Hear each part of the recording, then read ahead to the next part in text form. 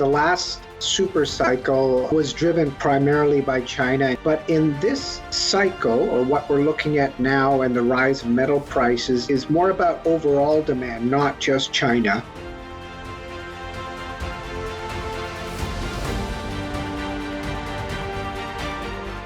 This is Dunagun Kaiser, founder of Liberty in Finance. I'm now a licensed gold and silver broker for Miles Franklin. Call me directly for the physical gold and silver that you need at the best price with personalized private service from one of the oldest and best companies in the business. For fastest service, just call 1-888-81-LIBERTY. That's 888-81-LIBERTY. And either I or one of my sons and fellow brokers will call you back as soon as we can and understand your needs. Welcome back to Liberty in Finance. We have a returning guest. Joe Mazumdar is a co-founder of Exploration Insights together with Brent Cook. We met you, Joe, last year at the Sprott 2021 Natural Resources Symposium. Now, this year, you're going to be attending again. This time, it's the 2021 Natural Resources Symposium founded by Rick Rule and Rule Investment Media. So anyway, thanks for joining us here again on Liberty in Finance. Thanks for inviting me. I appreciate it. It was great because during the conference last year, you actually came into our booth. I was, and I will be again this year, in the Miles Franklin Precious Metals exhibitor booth, and you interviewed with us there, and you really opened our eyes up to some major geopolitical dynamics that are going on, especially with the country of China reaching out internationally and establishing infrastructure relationships all over the world, and how that maybe means about the future of access to and supply and demand dynamics in special, critical, and strategic commodities such as rare earth metals and base metals that are important for the electric economy in the future, et cetera. So could we start with a general input from you about this major trend that we've been hearing? We interviewed Rick Rule together with Keith Neumeier about what Keith called a massive metal shortage coming, saying that the demand that's implied by the appetite that's coming both from world populations that are coming to want things that the Western world has had for decades, as well as just the new green economy and that sort of thing, are going to be driving demand, unprecedented demand for metals like copper and others. And we'd like to hear your thoughts on what others, and that's going to outstrip the ability of new development to keep up with that, or new exploration. So you've had some ears to the ground about this for some time. You've got insights into other options that companies are looking at for bringing more metals online quickly. So what's the big story, the big picture of the commodities supercycle and what it means for specific metals and how we're going to get them? Okay, so lots to take in. What I would say is that the last super cycle, we went from 2003 to about 2010, 12, was driven primarily by China, and China continues to be the largest consumer of a lot of industrial metals. That continues to be the case, but in this cycle, or what we're looking at now and the rise of metal prices, is more about overall demand, not just China. Because as you mentioned, the impact of potentially everybody trying to achieve a carbon neutral sort of plan by whatever 2050 enforces emission sort of restrictions on cars and factories and all that earlier, such that the intensity of certain metals, the usage of those actually goes up in not only emerging countries, but actual industrial, like already first world countries like the G7. And so we have demand from multiple sources, not just one like we did in the last cycle. And then you layer on the fact that, we haven't been developing a lot of projects, and some of that is not related to exploration. Some of that's actually related to, we did find the project, but we can't permit it, or we can't put it into production. Like, for an example, like Resolution, which is a large underground copper project that Rio Tinto have in Arizona, has been around for a while. And I remember when I was a marketing analyst for Phelps Dodge in 2003 to 6, we had forecast that project to come into production by 2010. Now we're in 2021, and really, I don't know if we can put a finger on a date when that thing's actually going to come into production. So a lot of these projects, and then we can talk about Oyu Tolgoi, the big underground development project there that they've gone from the open pit, they want to transition to the underground.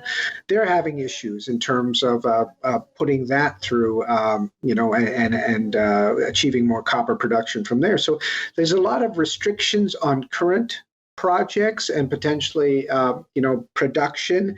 As now we see in Peru, new elections, and we have, a left-wing candidate come in that initially talked about nationalization. He's stepped that back, but there's a risk there that, companies may not invest in Peru, although Peru had taken over Chile with respect to being the biggest exporter of copper into China over the last several years. So that's a major copper country. And also Chile, they're imposing higher taxes and royalties on production. And so does that impact how people look at investing in Chile now? And so what we're seeing is potentially a movement into lower risk jurisdictions, even though the grade might not be there, but the stability of the political environment, transparency of permitting and infrastructure might compel companies to go into some jurisdictions that are just, they know what's going on and the risk of the payback is much less. Could you talk to us for a moment about the potential tension or conflict that exists between the same forces who are driving environmentally driven policies that would require more base metals and special energy related metals, that sort of thing, versus the restrictions that those same parties or those same forces are placing on the very permitting or the very development of the mines that are necessary to fulfill those goals? Yeah, absolutely. So, what's happening a lot right now is a lot of commodities where, like you said, rare earths, we talk about lithium, we talk about nickel, we talk about copper, we talk about palladium, multiple metals, industrial metals are seeing rising prices because of this overarching theme that we discussed about, going carbon neutral and reducing greenhouse gas emissions. And so what some companies are looking at is extracting more of those metals from projects that they already are producing at, that importantly already permitted, such that, it has, let's say, a palladium byproduct or a rare earth byproduct that we never thought of extracting, but now the price incentivizes us to add another processing circuit in there to grab that revenue, because the whole, the mine is permitted. We might have already mined that material already. So that is one theme that I see companies going to, is trying to extract more value from the permitted assets and more leverage from a permitted plant. So that's one overarching theme. And so companies are acquiring assets around those plants that they don't have, such that they could feed their own plants. So that hub and spoke model is becoming even more valid because of the difficulty in permitting new plants, which involve tailings, which involved waste management, which involve, using more water or whatever. Those things might take 5+ years to permit. Whereas if you already have a permitted plant and you just have to do a modification, you could do it much quicker. And then getting to your theme is that, the administration right now, the U.S. administration, obviously has ratcheted up the environmental protection of a lot, in the country, but also they do see the thematic that they don't want to be beholden to China for rare earth elements. Don't possibly want to be beholden to other countries that they don't trade well with or, have issues with for uranium, hence the strategic stockpile. So those are themes that I think that, countries, democratic countries that don't have the plans that China have, like China has the 5, 10, 20-year plans, whereas, our administrations, whether it's in Canada, Europe or in the States, we might have a 5-year plan, but, we might be imposing laws that go, for multiple years beyond the administration, but, will the next administration take that away? It really behooves companies to think long-term, which they do, but it also behooves countries to think about, maybe we have copper deposits like we do in North America, Mexico, US and Canada. There's no real issue about finding copper deposits. The question is, when you do find the copper deposit, what do you do with it? And if you're not willing to build a smelter and refining complex, then, and you don't have the capacity, you're going to have to send it to Asia, because that's where the capacity has been built. And so when you get it back, you're not going to get refined copper. You're going to get a car, or you're going to get something else, Well, that's I guess in a nutshell, that's what I was asking, is like the new thing is, we like electric cars, but we don't like copper mines. We like solar panels, but we don't like silver mines. We like energy storage, but we don't like rare earth smelting plants. So it's this whole not in my backyard. But if it's not in my backyard, then I don't have it. I don't hold it. I don't own it. Yeah. Are you going to get cobalt from the DRC? Because now you're imposing restrictions and justifiably saying, okay, we need to have a link to where you're getting the cobalt or where you're getting the nickel.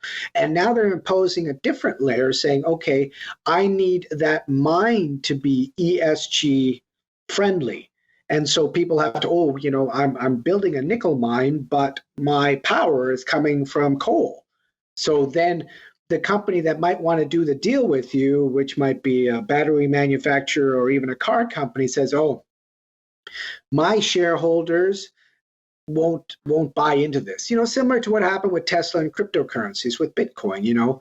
Once they got probably beaten by shareholders that were ESG conscious about their investment in Bitcoin, they probably backed off, saying, what's the point of having an electric car when we're buying it with coal-driven cryptocurrency? That doesn't make much sense. So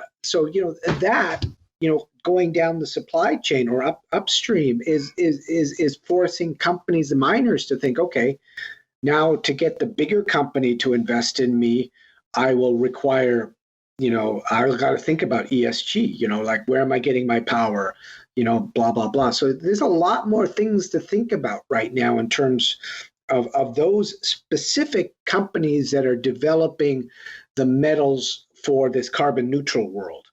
Because long term, those other companies that are being invested by the ESG principled funds, they'll look all the way upstream to where they're sourcing their materials. Well, and that holistic way of thinking makes sense, makes absolute rational sense. The point is, we have to think holistically about, we can't just have these one-sided policies saying, we only like the fruits, we don't like the way that the farming happens. It's like, well, you got to look at the whole thing. Yeah, but also this is being driven by investors and not, and some places like in Europe, it's being driven by the governments, in terms of carbon neutral. But that's sort of like something for some people, a little bit of a fairy tale that's way off, but the investors are driving the policies internally in companies right now. As you saw with Tesla, that's sort of like immediate. In terms of, okay, if you guys don't do this, I'm going to have to pull out. So that's happening now, and that's because it's being driven by shareholders, by major investors. And you mentioned before we got started, and you've touched on it briefly here, that one workaround for companies that can both leapfrog a lot of timeline of exploration and development stuff, as well as permitting snags along the way, is to find novel ways of leveraging, expanding, doing different approaches to existing assets that are already permitted, figuring out how to get new types of minerals extracted through them or increase their output or something without necessarily having to start a whole new permitting process. Yeah, so a new technology is being developed by a private company that's got a very highly touted board of directors from copper ex-executives from copper companies, diversified miners like your BHPs, Anglo Americans, and things like that, is this thing called Jetty Resources. There was a piece, there's been several pieces by Bloomberg Mining Journal about them. And so it's a private company that's basically developing a proprietary technology that allows companies to basically improve their recoveries on what they're mining right now or already have on the heap leach, which can be oxide, can be transitional, or potentially sulfide. So all of this stuff that's considered low grade, that is basically just above the cutoff grade, but doesn't make economic sense, may be leached. And so that helps in terms of we've already mined it. We've already paid, that's a sunk cost. Now all we have to do is move it to a leach pad, apply this technology, and maybe we can extract some revenue. And so that's an incremental addition, and then also doesn't require a big, long permitting timeline or anything like that, and it's easier to get into the copper market. And also, this would produce a cathode, not a concentrate, so it doesn't have to be sent somewhere else to be smelted. They could produce cathode right there. And the question is, how does that technology develop? Would it lead to people actually being able to extract copper from lower grade copper projects that right now are sort of sitting on the edge of being economic? And so that could have a significant impact on copper production going forward. I don't know if it works at all levels, but really at the level right now in the low-hanging fruit, which they've applied to a mine of, I believe, Capstone, they have improved the recoveries of their solvent extraction electric winning plant there. So at the first level, it's working. They have a lot more pilot plants to test, but the idea of long-term permitting, geopolitical risk, and all that has driven companies, and rightfully so, to invest in technologies where they could squeeze more revenue out of what they've already got. And this kind of technology makes sense. Speaking of the economics of this, we've had a number of the people we've interviewed say that in the second half of this year, they're expecting the high likelihood of a significant run up again in precious metals prices. If that were to happen, for example, if gold and silver prices were to move sharply higher in the second half of the year, how would that impact specifically exploration or mining companies that you see? Everybody is expecting that there would be a benefit to them in their stock price improvement or whatever. But if that, how does a run up in metals prices directly impact either exploration or mining companies differently? Okay, so for producers, I mean, they would be impacted the most because they're actually producing the metal, and so they'll see it on their cash flow right away. And so, but we've seen, and I think we talked about this off air, was that in the last cycle for precious metals, by the time precious metals, gold hit its peak, I think it was around 1960 at that point, a lot of companies were stretched. They were buying assets at a premium. They were going into debt, and they were counting on the gold price actually moving higher, because they had their reserves at higher prices. And that basically generated all the write-downs. That generated a big plunge in share price and valuations, big debt loads like with Barrick. So that was back like 2011, roughly, you're talking about? 2012, yeah, around there. And so now you're going into where gold is sitting at 1900, pushing to 1950 in places.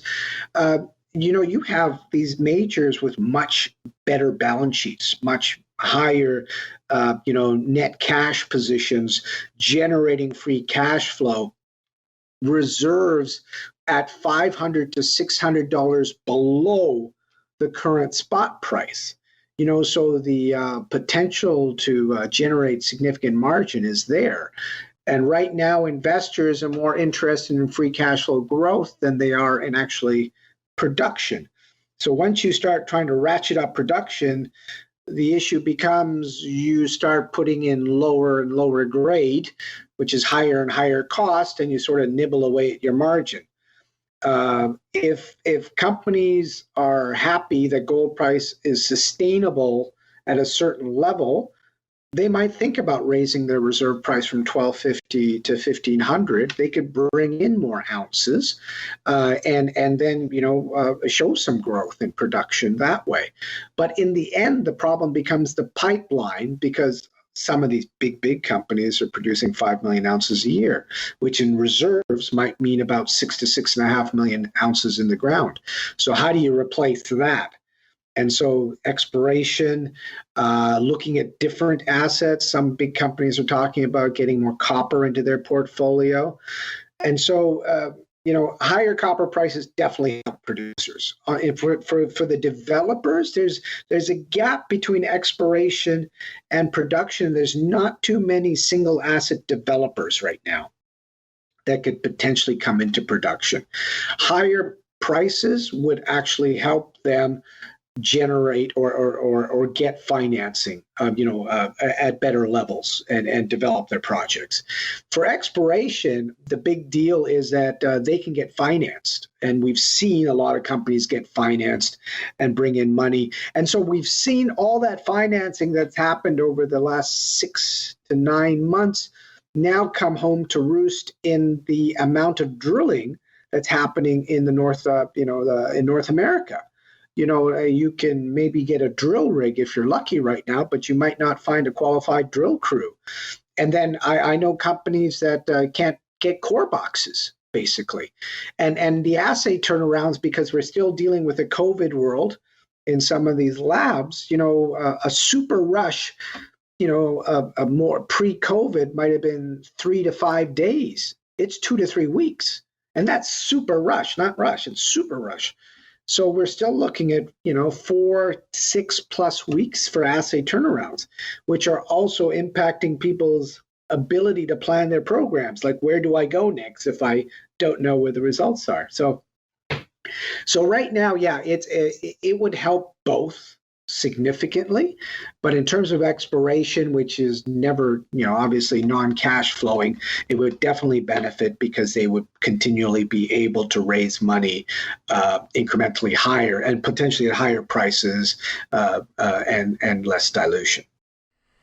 Back to the big picture about strategic and future trends. You had spoken with us almost a year ago now about China's Belt and Road Initiative and about how their infrastructure programs with Africa and countries and so on, how they're just becoming a dominant global force in terms of infrastructure development and joint ventures and strategic partnerships with different nations and so on, and basically executing on a very long-term plan about locking up a lot of the world's critical resources.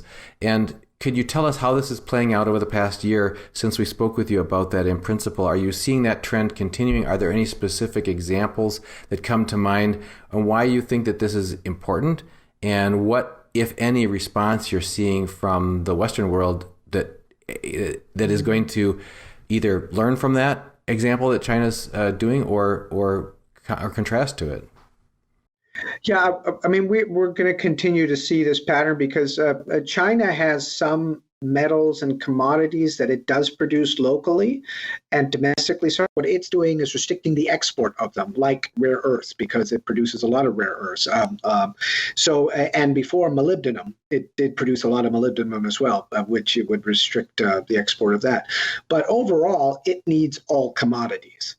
And it will go into countries that it sees that it can have a long-term relationship with. And, their incentive is to build you infrastructure to get access to the uranium mine, to get access to the iron ore mine, or to get access to your copper mine. So in places like, let's say, the Congo or the DRC, where, a lot of Western companies won't go. I mean, Freeport pulled out of there. First Quantum looked at assets there and pulled out. It's great for China. They've got a great deal with Friedland's company Ivanhoe on Kamoa-Kakula, one of the highest grade copper development projects that's coming into play right now. But would they go into another country that might, that they might not be able to control the asset and be able to take 100% of the offtake and do the same kind of deals? They might be less inclined, such that, countries like, Angola, they put a lot of money in, Ethiopia, Zambia, the DRC, Sudan. But, whether that money you can use in other countries is, I don't know. Where they have competition with Western companies, it might be more difficult. But that's a restriction that Western companies have, that they have a harder time going into some of these countries that are maybe a little bit more geopolitically risky for them. And so that might be the places where the Chinese state-owned enterprises have an advantage. And it makes sense. They're not driven by grade as much as driven by the idea that, hey, I need X pounds of this or X tons of this by this time. Where do I get it from? And that's because they know the whole picture, because they know what they need. And they not talking about 5 years down the road. They're talking about 10 to 20 years down the road. So that long-term business plan, lack of a better word, is really enables them to take a long-term view as to where they want to be, what works. Because when they're demanding this thing in 10 years, what will the price be? And maybe that project is actually economic, because we won't get that kind of a project in 10 years. So, could you touch, in following on this, could you touch on to the strategic nature of this for nations who want independence and sovereignty and so on? We found out during the COVID lockdowns and so on that suddenly, look, all this, we thought we were so smart, businesses over the past several decades exporting a lot of our manufacturing to China, for example. Now all of a sudden we realize, wait a minute, all of our masks and our ventilators and our other medical supplies and sanitizers and all this stuff, medicines, drugs coming out of China. So suddenly you realize we don't make the stuff that we think is critical at certain times. How does that look forward to you? If you look into the tomorrow's economy, is the world waking up to this, and what are they going to do about it? Well, I do believe the world is waking up to it, but problematically, there's a difference between mining and refining and getting the product that you need to put into your factory. Because the mines, like gold and silver, most gold and silver mines produce that end product, produce the fungible product, which is gold or silver. But a lot of the industrial metals and commodities, they produce an intermediate product, like a concentrate. That concentrate needs to be smelted somewhere. And unfortunately, in North America, especially the States, they haven't built that capacity. So even though North America, does not lack for resources, the problem is it lacks for the infrastructure to add value to those resources, to put them into their factories if they had them. Right now, that's the additional problem, and I think that companies, especially big, large, diversified mining companies, would always stop at the concentrate. Because they didn't want to get into the smelting business. They didn't want to get into the refining business. Like when I worked for Phelps Dodge, it was a company, which is now Freeport, that within the States, basically they went soup to nuts. Like they went from mining, they produced cathode, and they actually produced copper rod, something you'd find in your, Home Depot or Lowe's. But most companies don't, or didn't, and still don't. And so right now, I think the idea is that if you're producing nickel, can you produce a nickel product that the battery manufacturers could use? And if you produce copper, can you get to cathode quicker? That's a little bit more of a difficult proposition than what they're proposing for nickel. But people are looking at different metallurgical applications to try and get to that product. Like in lithium, do I get to lithium carbonate? Can I get to lithium hydroxide? Or can I make a better product? Because the problem with mines, especially industrial metals, is they produce a product, the intermediate product, that is about 70% of the product that gets traded in terms of value. But if they could produce a premium, like a product that the battery manufacturers want, in the case of nickel, then potentially they could produce a product that is actually at a premium to the metal price, and I think that's where some people are thinking, outside the box, thinking, the mine is important, but really the value add is in this other part, was where after I get the concentrate, what do I do with it, and what's that added value product I can sell? And that's what a lot of countries want. So a lot of countries, whether it's Vietnam or Indonesia, they don't want mining companies to go into the country, and even Zambia, they don't want them to produce the concentrate and export it. They want them to produce the cathode, or they want them to produce, the metal that would go, the product that would go to a battery manufacturer. And then maybe they want them actually to build that battery plant right downtown. So that makes it easier to permit, but then you start developing partnerships with Korean battery manufacturers or Japanese battery manufacturers or Tesla, something like that. And you could see that with what happened with Piedmont Lithium. And this was like a miner in Carolina, a junior explorer that, was looking at developing these spodumene lithium bearing dikes, which I visited down the Carolinas. But they managed to get a deal with Tesla to basically send their potential concentrate, they're still not producing, to a Tesla plant. And that, got this junior company from, maybe 50 to 100 million market cap to $1 billion market cap, and now they could raise like $100 million, because they got Tesla's footprint on them. So that is really an opportunity for some of these juniors that are involved in industrial metals, to look further downstream and see, what the advantages are. It sounds like it's going to be a time ahead of a need for great creativity and ingenuity and cooperation and thinking outside the box, as you mentioned, because I can completely relate to people who say, well, I don't want to just have a big dirty smelting plant built right next to my residential neighborhood, but I do want to have things that come from mined products in the future, but can we do it in a way that's, and as you say, value add, and it actually strengthens economies where these things are located, et cetera. Yeah, because in the end, we know the risks of not going there, because we might not be able to get the material, or we might be, beholden to a country that we might have an issue with. So I think that is putting a premium on, like you said, reinvesting in infrastructure, manufacturing locally, and reducing the supply chain risk. Joe, you and Brent work together on Exploration Insights. If people want to get connected with your research that you do, the analysis that you publish, and so on, how can they get more information? Okay, thanks. Exploration Insights is a weekly publication that I'm now the editor and analyst. Brent's sort of semi-retired, but we still talk a lot. So it's about what I'm buying and selling, and also themes like we were talking about today. And it's explorationinsights.com. There's a lot of good free material there that you could look at.